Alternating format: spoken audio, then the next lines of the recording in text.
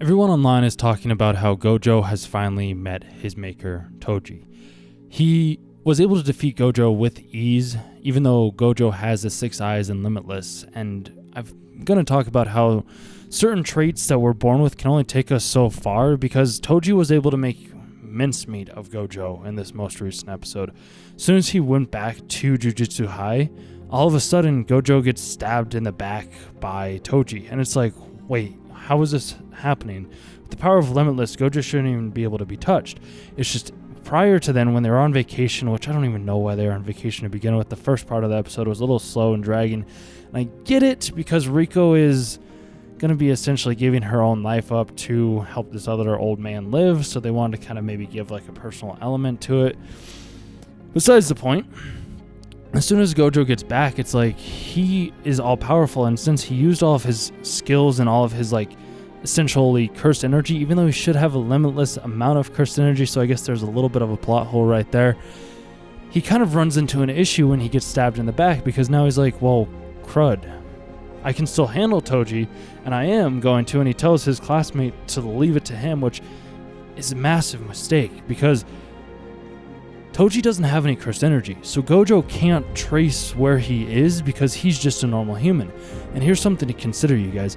How does Toji have the cursed spirit wielding on him when he can't even see curses himself?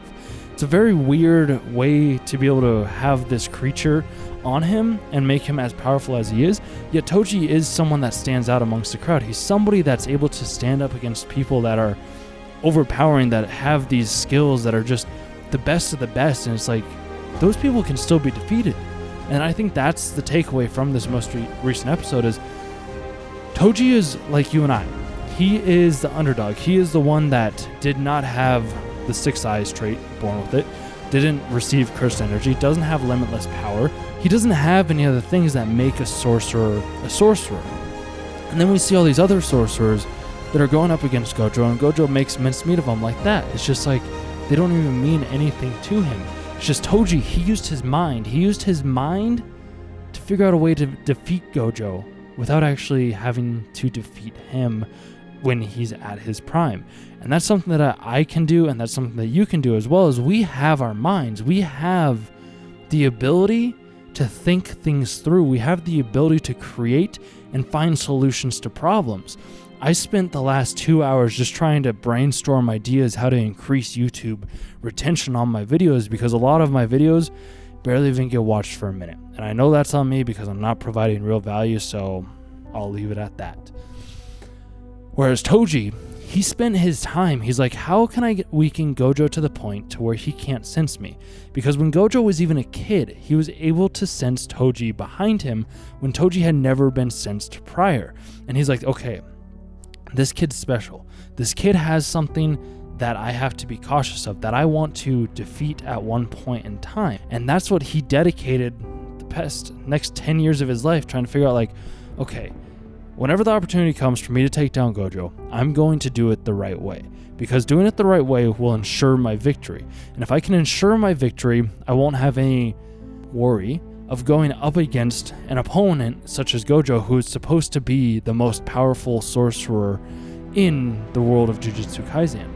And we may have people such as that. You may have somebody at your school that's bullying you. I had kind of bullies, not really bullies.